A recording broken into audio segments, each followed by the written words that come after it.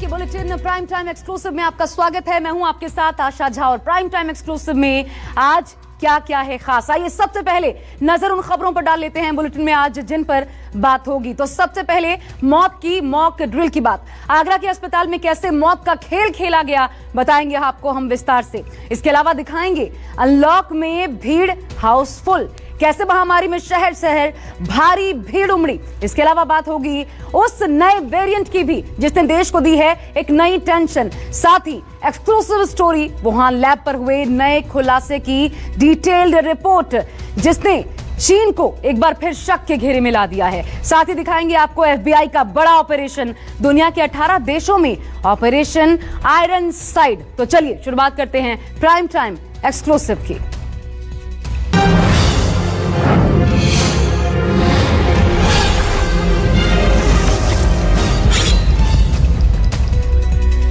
तो prime time exclusive में आज सबसे पहली खबर ताज नगरी आगरा से, जहां धरती के भगवान कहे जाने वाले डॉक्टर्स ने आम आदमी के भरोसे को डगमगा दिया।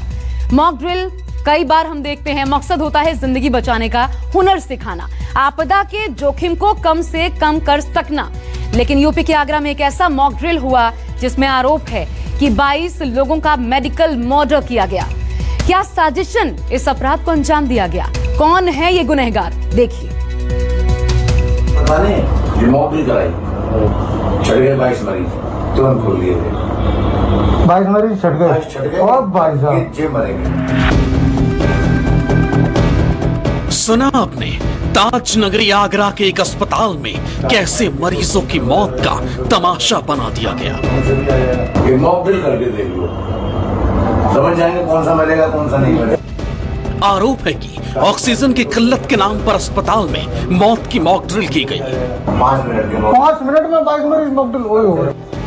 यही नहीं, आरोप ये भी है कि मरीजों का लोड कम करने के लिए उनका मेडिकल मर्डर किया गया। नीले पड़ने लगे, ओहो 74 बचे। सही बात है, इन्हें टाइम मिल जाएगा। वीडियो में आप जिस शख्स की आवाज सुन रहे हैं, दावा है कि यह आगरा के श्री पारस अस्पताल के संचालक डॉक्टर अरिंजय जैन हैं। अस्पताल का जो वीडियो वायरल है वो 26 अप्रैल का बताया जाता है। जो भी पेंडुलम बने रहे, नहीं जाएंगे नहीं जाएंगे, मैंने कोई नहीं जा रहा, छोड़ना मत लगाओ, छोड़ो। अब वो छांटो जिनकी ऑक्सीजन बंद हो सकती है, जो बिल्कुल ही डेडलाइन पे है। एक ट्रायल मार दो दोपहर में, एक मॉक ड्रिल करके देख लो, समझ जाएंगे कौन सा मरेगा कौन सा नहीं मरेगा। सही बात है, सही बात है। मॉक ड्रिल करी हमने सुबह 7 बजे, मॉक ड्रिल हुई सब से मंदिर। ये किसी पता नहीं, ये मॉक ड्रिल कराई सुन करके सबके, फिर छट गए 22 मरीज, तुरंत खोल दिए थे। डॉक्टर अरिंजय जैन पर आरोप है कि मॉक ड्रिल के नाम पर मरीजों की ऑक्सीजन सप्लाई काट दी गई। इसके बाद क्या हुआ, वीडियो के अगले हिस्से में सुनिए। छट गए 22 मरीज, तुरंत खोल दिए थे।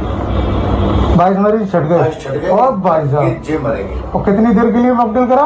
5 मिनट के। 5 मिनट में 22 मरीज मॉक ड्रिल हो गए।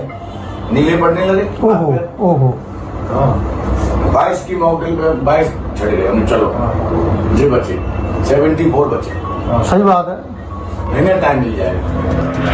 वीडियो में सुना जा सकता है कि अस्पताल में ऑक्सीजन की कमी थी और इसके चलते अस्पताल स्टाफ के हाथ पांव फूले हुए थे। खड़ा करो, कैसे ही मिलता हो तुम्हें?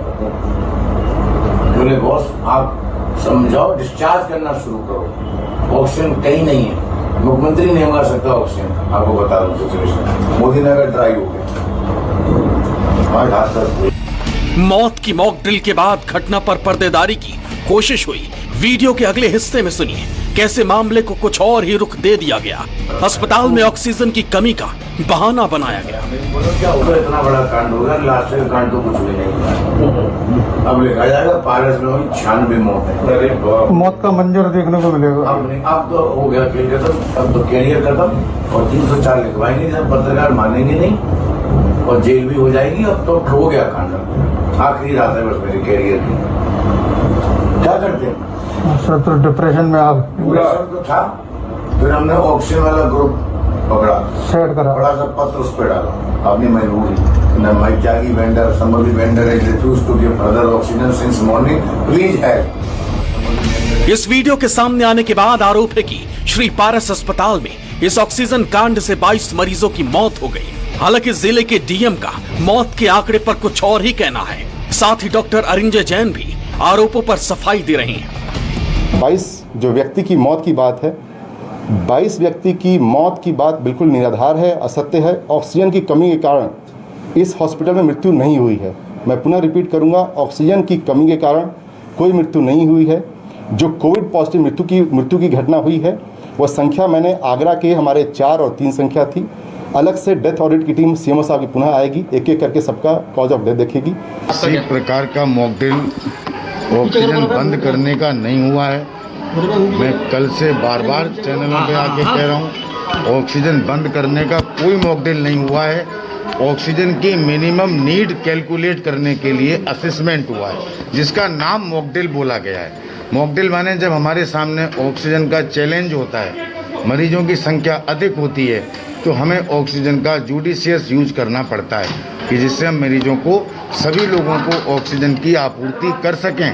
सारे डाटा, सारा डिटेल्स हमने प्रशासन को उपलब्ध करा दिया है और प्रशासन की इस जांच में, निष्पक्ष जांच में पूरा साथ देंगे और पूरा अपने लिए न्याय की लड़ाई लड़ेंगे। वीडियो वायरल होने के बाद अब इस कांड पर हंगामा शुरू हो गया है। अस्पताल के बाहर कांग्रेस के कार्यकर्ता विरोध प्रदर्शन के लिए पहुंचे। इस दौरान कांग्रेस कार्यकर्ता और अस्पताल स्टाफ आमने सामने हो गए। काफी देर तक अस्पताल के बाहर जमकर हंगामा हुआ। हालात पर काबू पाने के लिए इलाके को छावनी में तब्दील करना पड़ा। बवाल बढ़ता देख अस्पताल की 2 घंटे जांच हुई और सील करने का आदेश दे दिया गया।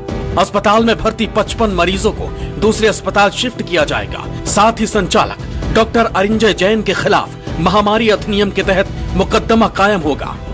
उत्तर प्रदेश के स्वास्थ्य मंत्री जय प्रताप सिंह ने भी मामले में जांच के आदेश दिए हैं। एक शिकायत आया था कि वहां पर ऑक्सीजन देने में कोई कमी आई थी, पारस हॉस्पिटल नाम है, उसका जांच आ रहा है। जांच जैसे उसका कंप्लीट हो जाएगा बता देंगे। अब विपक्ष ने इस मुद्दे पर योगी सरकार को घेरना शुरू कर दिया।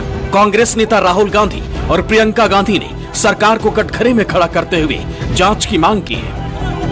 भाजपा शासन में ऑक्सीजन और मानवता दोनों की भारी कमी है। इस खतरनाक अपराध के जिम्मेदार सभी लोगों के खिलाफ तुरंत कार्रवाई होनी चाहिए। दुख की इस घड़ी में मृतकों के परिवारजनों को मेरी संवेदनाएं। पीएम, मैंने ऑक्सीजन की कमी नहीं होने दी। सीएम, ऑक्सीजन की कोई कमी नहीं, कमी की अफवाह फैलाने वालों की संपत्ति जब्त होगी। मंत्री, मरीजों को जरूरत भर ऑक्सीजन दे, ज्यादा ऑक्सीजन न दे। आगरा अस्पताल, ऑक्सीजन खत्म थी, 22 मरीजों की ऑक्सीजन बंद करके मॉक ड्रिल की, जिम्मेदार कौन? फिलहाल ये तो जांच के बाद ही सामने आ पाएगा कि वायरल वीडियो का सच क्या है। लेकिन अगर वाकई कोरोना के दौरान अस्पताल के भीतर ऐसा हुआ है तो इसके जिम्मेदार लोगों को कड़ी से कड़ी सजा मिलनी ही चाहिए। आगरा से विमल मिश्रा के साथ ब्यूरो रिपोर्ट, न्यूज़ 24। तो एक खतरा गया नहीं कि दूसरा खतरा मुंह बाई खड़ा है, क्योंकि देश अनलॉक हो रहा है, लेकिन सड़कों बाजारों पर लोगों की भीड़ देखकर ऐसा लग रहा है जैसे कोरोना पूरी तरह से खत्म हो गया है। वही गलती दोहराई जा रही है जो पहली लहर के बाद देखने को मिली थी और जिसका खामियाजा देश को बड़े पैमाने पर भुगतना पड़ा था। तो आज हम आपको देश भर की वो तस्वीरें दिखाने वाले हैं जिसको देखकर आपको ये समझने की जरूरत है कि आपको ये गलतियां बिल्कुल भी नहीं करनी है। देखिए।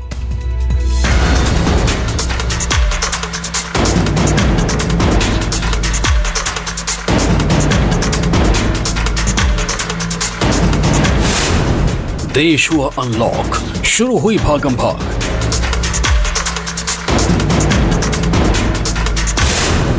खुल गए बाजार दुकान, लेकिन रहना होगा सावधान।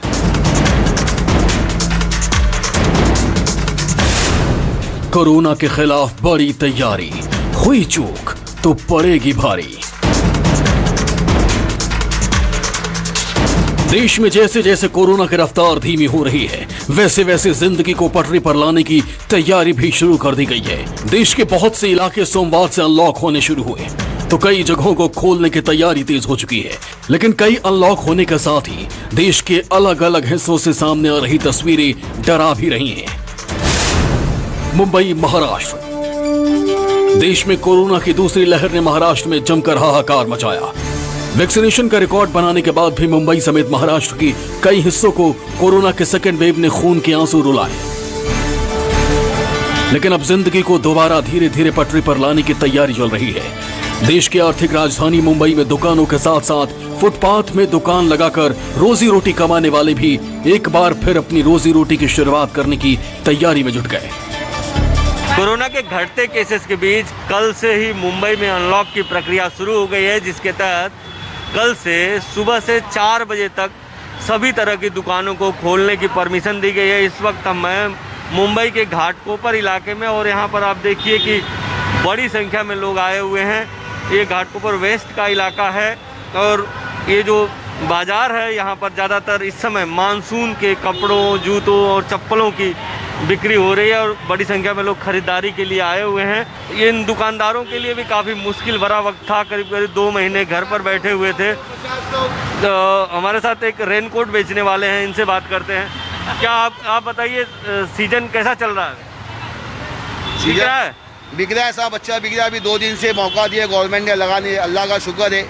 पर क्या अभी जो बहुत तकलीफ के दिन चल रहे, तो अल्लाह राहत दे दे।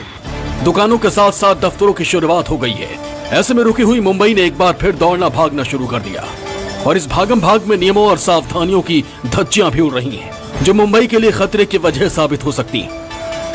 मुंबई धीरे धीरे खुलने लगी है, अनलॉक की प्रक्रिया यहाँ पर शुरू हो गई है।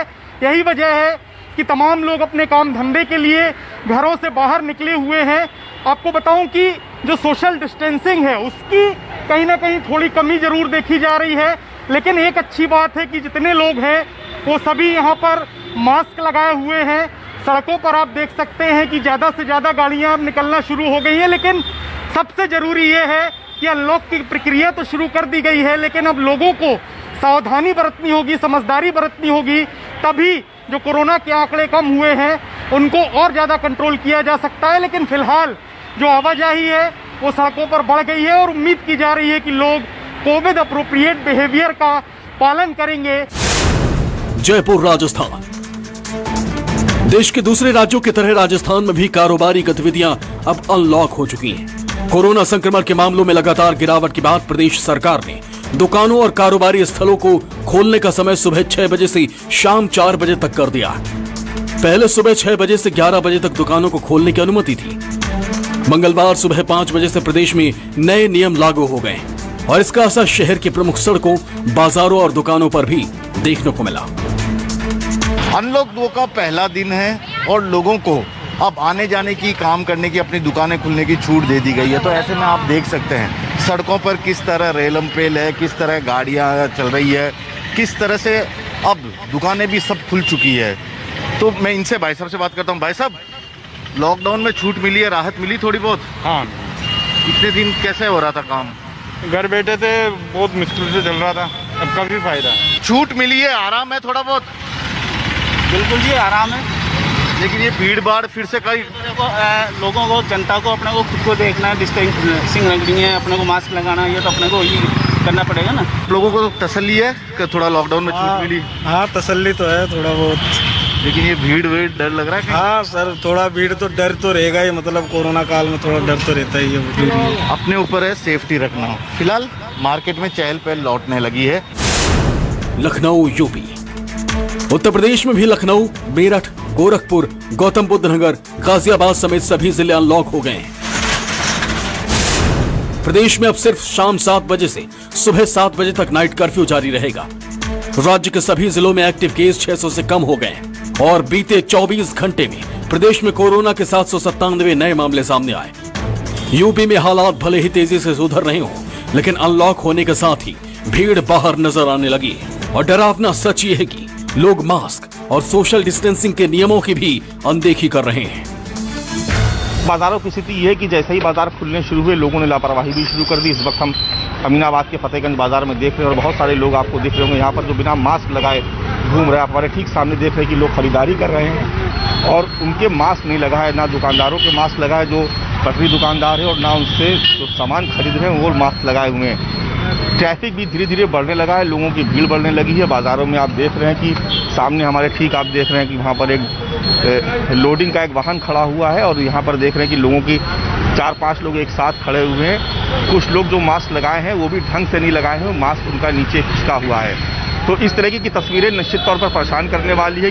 लोग अभी भी बहुत से लोग मानने को तैयार नहीं है। तस्वीरों में हमने आपको दिखाया कि किस तरीके से लोग बगैर मास्क के घूम रहे हैं, सोशल डिस्टेंसिंग का पालन नहीं कर रहे और बाजारों में उमड़ती भीड़ इस बात की आशंका पैदा करती है कि कहीं कोरोना की रफ्तार फिर से बेकाबू ना हो जाए। दिल्ली, राजधानी दिल्ली में भी धीरे धीरे जिंदगी पटरी पर आ रही है।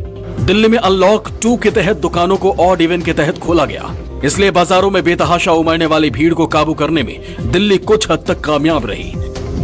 दिल्ली में दुकान और बाजार खुलने का आज दूसरा दिन है और दूसरे दिन क्या हालात है उसका जायजा लेने के लिए इस वक्त हम एक मार्केट में मौजूद हैं और हम आपको इस वक्त दिखाएंगे कि किस तरीके से नियमों का पालन हो रहा है इस वक्त। तो जैसे कि आप मेरे पीछे देख सकते हैं कि यहाँ पर भी दुकानें खुल गई हैं और दुकानें खुली हैं और इस तरीके से खुली है जो कि हम चर्चा कर रहे थे कि नंबरिंग सिस्टम है। जैसे कि आप देखें यहाँ भी इस मार्केट में भी नंबर दिया गया है, 3 नंबर इस यहाँ पर देख रहे हैं आप। चूँकि आज जो है वो इवन नंबर का दिन है इसलिए ऑड नंबर जो है यहाँ पर बंद है। देखिए यहाँ पर जो है एक स्टोर है और यहाँ इन्होंने बाकायदा जो है मार्किंग कर रखी है ताकि सोशल डिस्टेंसिंग का पालन हो सके और साथ ही साथ यहाँ पर मास्क पहनकर ही आना है। यहाँ जैसे कि आप दिल्ली पुलिस की तरफ से भी देखें तो यहाँ पर लिखा गया है और साथ में दुकान में भी है, यहाँ पर जो स्टोर के जो लोग हैं वो भी इसका पालन कर रहे हैं। क्या रवैया है लोगों का? लोग मान रहे हैं सोशल डिस्टेंसिंग? थोड़ा कम मानते हैं, कहते हैं तो फिर उल्टा बोलते हैं, आप मुझे मत सिखाओ।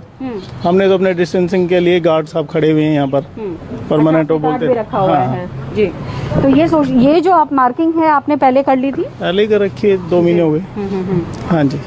अच्छा, दुकान तो खुली, राहत महसूस कर रहे हैं क्योंकि देखिए इकोनॉमी को भी पटरी पे लाना है सरकार को। तो ऐसे में जब लोग मानते नहीं हैं तो आप लोग कैसे डील करते हैं? थोड़ा सा कूल होके मानना पड़ेगा ना, तो और क्या है जी, गर्म हो गए तो फायदा कुछ है। लेकिन दिल्ली अनलॉक 2 के दूसरे दिन सड़कों पर ट्रैफिक ज्यादा देखने को मिला। 50% क्षमता से चलने वाली मेट्रो में भीड़ कम थी, लेकिन अपनी गाड़ी का इस्तेमाल करने में ज्यादा रुचि दिखा रहे हैं।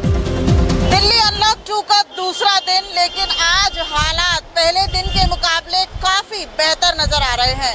इस वक्त हम द्वारका इलाके में हैं और अगर आप यहाँ पे देखें तो सड़कों पर तो आपको ट्रैफिक नजर आएगा, क्योंकि लोग जब अपने घरों से बाहर निकल रहे हैं तो ज्यादा से ज्यादा ये कोशिश कर रहे हैं कि वो अपने व्हीकल का इस्तेमाल करें और पब्लिक ट्रांसपोर्ट से बचें। अगर आप बस देखेंगे तो देखिए डीटीसी बस चल रही है और बस के अंदर आपको सीट्स जो है वो पूरी तरीके से खाली नजर आएंगी। पब्लिक ट्रांसपोर्ट का लोग कम से कम इस्तेमाल कर रहे हैं। मेट्रो स्टेशंस पर भी आज भीड़ जो है वो बेहद कम नजर आ रही है, लेकिन आपको सड़कों पर खासी भीड़ नजर आएगी क्योंकि लोग अपने व्हीकल का इस्तेमाल कोरोना के खतरे से बचने के लिए ज्यादा से ज्यादा करते नजर आ रहे हैं। पटना, बिहार में भी कोरोना के काबू में आने का दावा करते हुए राज्य सरकार ने अनलॉक का ऐलान कर दिया है। बिहार में बुधवार से अनलॉक की शुरुआत हो रही है। बिहार में सुबह 7 से शाम 5 बजे तक दुकानों को खोलने का फैसला लिया गया है, लेकिन राज्य सरकार के लिए सबसे बड़ी चुनौती नियमों का पालन करवाने और कोरोना को काबू करने की है। कल से यानी कि 9 जून से बिहार में अनलॉक की शुरुआत होगी और 9 जून से लेकर 15 जुलाई तक के जो नियम लगाए गए हैं उसमें नाइट कर्फ्यू जारी रहेगा और लोगों को लॉकडाउन से राहत मिलेगी। हालांकि शाम 7 बजे से लेकर सुबह 5 बजे तक कर्फ्यू रहेगा और इस दौरान यदि कोई परिचालन करता है तो उसे जरूरी काम दिखाने होंगे, सिर्फ आवश्यक कार्यों को ही अनुमति होगी। जबकि दूसरी तरफ जो शहर के जो दुकानों की बात है तो जिस तरीके से पहले में अल्टरनेट डे दुकान खोलने की अनुमति थी वो अल्टरनेट डे दुकानें खोलेंगी। सरकार का मानना है कि एक साथ खुली छूट देने के बाद फिर से संख्या बढ़ सकती है, संक्रमण के मामले बढ़ सकते हैं। इसी को देखते हुए कुछ सख्तियों के साथ अनलॉक की शुरुआत की गई है।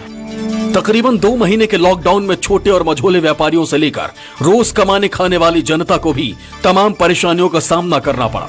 कोरोना की दूसरी लहर ने भी हजारों लोगों की जिंदगी छीन ली है, इसलिए जरूरी है कि अनलॉक की प्रक्रिया के साथ साथ सावधानी और सुरक्षा के घेरे को बरकरार रखा जाए, जिससे कोरोना के वार से जिंदगी को बचाया जा सके। मुंबई से इंद्रजीत सिंह और संकेत पाठक, दिल्ली से पल्लवी झा और दिव्या अग्रवाल, जयपुर से केजे श्रीवास्तव, लखनऊ से मानस श्रीवास्तव और पटना से अमिताभ ओझा के साथ ब्यूरो रिपोर्ट न्यूज़ 24। तो तो एक तरफ देश में अनलॉक की प्रक्रिया शुरू हो चुकी है, दूसरी तरफ कोरोना के नए वेरिएंट की आहट ने वैज्ञानिकों और डॉक्टर्स के कान खड़े कर दिए हैं। करीब 2 महीने तक लॉकडाउन में रहने के बाद लोग घरों से भीड़ की शक्ल में बाहर निकलने लगे हैं। दूसरी तरफ WHO ने भी सावधान किया है कि अनलॉक होते ही तमाम सावधानियां भूलकर बाहर निकलना किसी सुसाइड से कम नहीं है। और ऐसे में कोरोना का नया वेरिएंट देश के लिए बड़ी चिंता का सबब बन सकता है।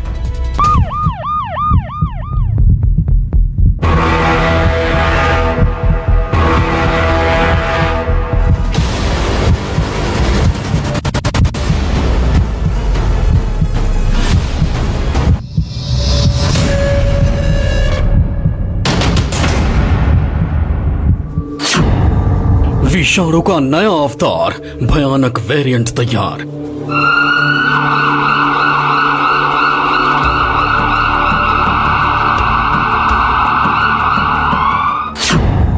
नए वेरिएंट ने बढ़ाई टेंशन, हिंदुस्तान में घर घर अटेंशन।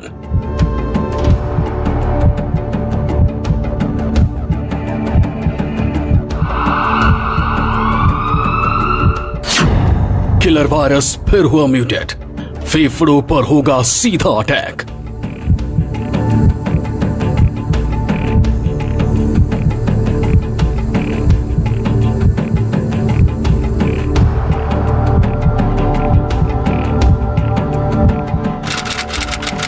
B11282 ये हिंदुस्तान में आई उस आफत का नाम है जो फिर से जिंदगी में जहर घोल सकती है।